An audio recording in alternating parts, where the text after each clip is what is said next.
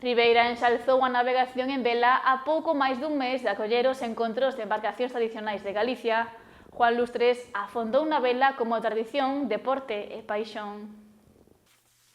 Este verán a cultura mariñeira será protagonista en Ribeira.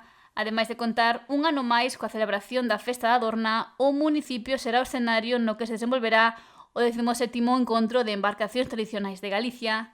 A actividade celebrarase entre o 17 e o 20 de xullo, pero a localidade xa comezou a somerxerse neste mundo da cultura mariñeira para ir quecendo a máquina. Onte Juan Lustres compartiu o seu saber sobre a vela nunha charla na que se falou desta forma de navegación como a tradición, deporte e paixón. La base fundamental de esta charla es invitaros a que disfrutéis con nosotros de lo que tenemos, de los encontros, de las embarcaciones tradicionales y de las embarcaciones que tenemos también en Ribeira, que son para el pueblo. Nosotros la verdad es que las cuidamos, disfrutamos de ellas y es uno de los principales o de las principales razones de daros esta charla. A la vez que también pues mostraros unos conocimientos muy básicos de lo que es la navegación a vela. Recordou que na actualidade a práctica da vela é esencialmente deportiva, na antigüidade non, xa que era unha das principais vías de transporte de mercadorías e persoas, ademais de ser usada para a pesca. Había que depurar las técnicas de la vela. Te permitían el conseguir más beneficios, mejores precios y bueno, no había otra manera junto con el remo de transportarse en las embarcaciones, solamente la vela. En diferentes modalidades, diferentes formas, barcos más grandes, barcos más pequeños, pero solamente existía la vela. Presentou as partes fundamentais dunha embarcación tradicional a vela. Dos velas, una se agarra al palo, ahí lo tenemos, está agarrada al palo. En las embarcaciones tradicionales, la vela de atrás suele ser cuadra, en todas las embarcaciones tradicionales. En las embarcaciones modernas es triangular, es una Marconi. Y luego, en el cable de adelante es donde se une la vela. Tenemos una nave, un palo, 3 cables y 2 velas. Y solo nos quedan unas cosas, unos cabos que se amarran aquí, esto se llama puño, pero se amarran aquí, y otros cabos que lo que hacen, que se amarran en cualquier lado, nos da igual, pero lo único que hace es mover la vela de un lado para otro, no más de 90 grados.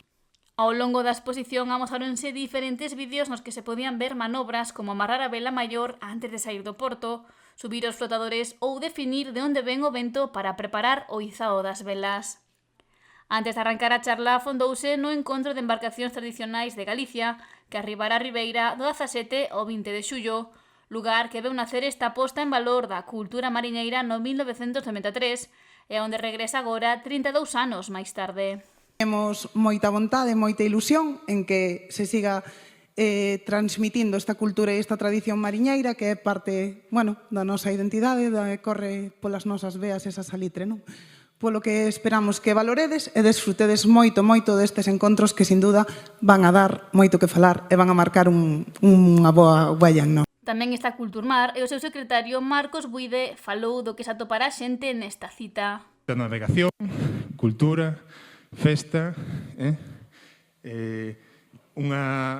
moitos bautismos de mar para toda a rapazada e moitas actividades culturais para a rapazada. Vai a ser un despliegue en Ribeira bastante importante durante 4 días, do 17 ao 20 de xullo deste ano. E a miña idea é invitarvos a participar no encontro, visitando, navegando e tamén participando activamente no voluntariado, no que vos podedes apuntar na medida das vosas posibilidades. E a terceira entidade organizadora é o Concello de Ribeira. O concelleiro do Mar, Fernando Abraldes, afirmou estar moi contento de que os encontros se realicen este ano no municipio. Eu sempre presumo que Ribeira é o porto máis importante de Europa de baixura. Pois é un momento de enseñalo á xente que nos vai a acercar aquí para enseñar a nosa cultura, os nosos barcos, as nosas lonjas, as nosas tradicións e, sobre todo, os nosos peixes, e o gastromar, por si acaso. E todo o que se pode ver no mar, porque é un traballo que leva tempo vendose, pero non como queremos nós. E por iso nós decidimos apoiar isto de Cultumar. Eu sempre digo que Cultumar é unha actividade moi bonita, que hai que apoiar todas as asociacións, tanto de mar como de terra. Ademais de reafirmar o apoio do Concello dende todas as súas áreas a este encontro de embarcacións tradicionais.